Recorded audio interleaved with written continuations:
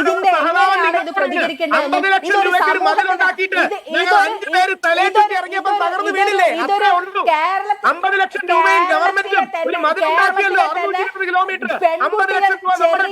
കുട്ടികൾ വരെ കേൾക്കെ കോമാളിത്തരം കാണിക്കുന്ന ഒരു മനുഷ്യനെതിരെ കോടതി മുന്നോട്ട് വരുന്നു, അല്ലെങ്കിൽ അത്തരത്തിൽ അദ്ദേഹത്തിന് ജാമ്യം പോലും നിഷേധിക്കുന്നു എന്നുണ്ടെങ്കിൽ അത് ഒരു വ്യക്തിയുടെ മാത്രം പ്രശ്നമല്ല, ഈ കേരളത്തിലെ മുഴുവൻ ആളുകളുടെയും പ്രശ്നമാണ്. ഈ സോഷ്യൽ മീഡിയയിലും എല്ലായിടത്തും നമ്മുടെ കുട്ടികൾ അടക്കം നിൽക്കുന്ന ആളുകളാണ്. അവരുടെ മുന്നിൽ നിന്നിട്ടാണ് ഒരു വയസ്സായ ഒരു വൃദ്ധനായ ഒരു മനുഷ്യനോടാണ് ചായക്കടയിൽ പോയിട്ട് ഈ ബോച്ച അനാവശ്യം പറഞ്ഞത്. ഇതൊന്നും നിങ്ങൾ ആരും കണ്ടിട്ടില്ലായിരുന്നോ? ഞാൻ പറയുന്നത് ഇത് ഒരു രണ്ട് വ്യക്തികളുടെ പ്രശ്നമല്ല. ഇത് തെറ്റാണെങ്കിൽ ശിക്ഷ അനുഭവിക്കണം. നിങ്ങൾ പറയുന്നത് തെറ്റാണ്, മാപ്പ് പറഞ്ഞാൽ അത് വിട്ടുകൊടുക്കണം എന്നല്ല, അങ്ങനെയല്ല. തെറ്റാണ് ചെയ്തെങ്കിൽ അദ്ദേഹം ശിക്ഷ അനുഭവിക്കണം. ഇത് ബാക്കിയുള്ളവർക്ക് മാതൃകയാവണം, ഇനി ആവർത്തിക്കാതിരിക്കണം. ഈ സൊസൈറ്റിയിൽ സൈബർ ബുള്ളിങ് നടത്തുന്ന ആളുകൾക്ക് മുഴുവൻ ഇതൊരു മാതൃകയാവണമെങ്കിൽ അദ്ദേഹത്തിനെതിരെ ഉള്ള കേസ് ഉണ്ടാവേണ്ടത് തന്നെയാണ്. അതിന് നിങ്ങൾ പറഞ്ഞ പോലെ മാപ്പ്, അങ്ങനെയാണെങ്കിൽ അയാൾ ആരോടൊക്കെ മാപ്പ് പറയണം?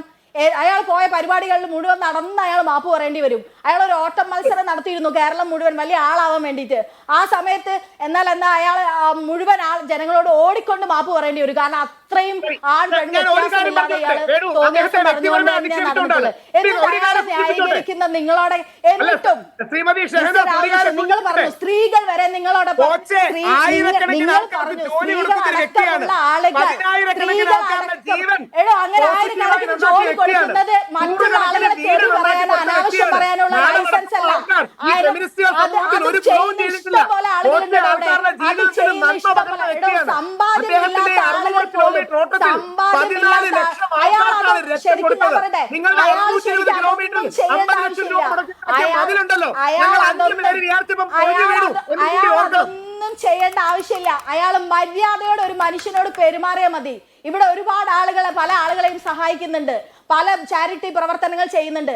ആ ചെയ്യുന്നതൊന്നും ബാക്കിയുള്ള ആളുകളോട് തോന്നിയാസം പറയാനുള്ള ലൈസൻസ് അല്ല.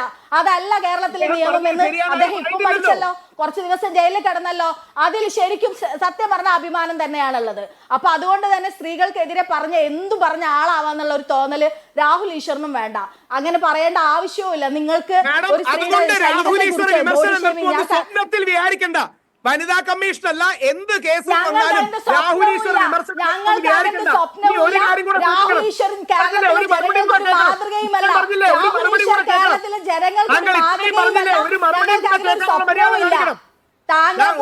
ജനങ്ങളുടെ ശ്രദ്ധ പിടിച്ചു പറ്റാൻ വേണ്ടി കാണിക്കുന്ന കോപ്രായങ്ങൾ മാത്രമേ കാണുന്നുള്ളൂ.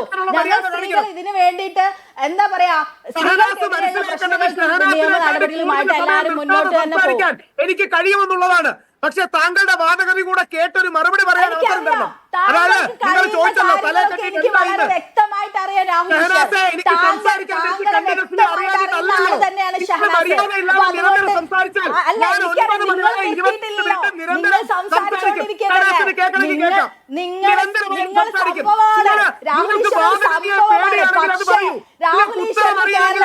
മുഴുവൻ സ്ത്രീകളോട് സ്ത്രീകളുടെ വസ്ത്രത്തെയും ശരീരത്തെയും അഡ്രസ് ചെയ്ത് പറയാനുള്ള ഒരു റൈറ്റും ഇല്ല. അത് മനസ്സിലാക്കിയാൽ നിങ്ങളൊരു സംഭവമായിരിക്കും. നിങ്ങൾ ഭയങ്കരമായി എന്നോട് എനിക്ക് സംസാരിക്കാൻ തന്ന സമയമാണ്, അതിന്റെ എന്നോട് ചോദിച്ച ചോദ്യങ്ങൾക്ക് ഉത്തരം പറയുന്ന സമയമാണ്.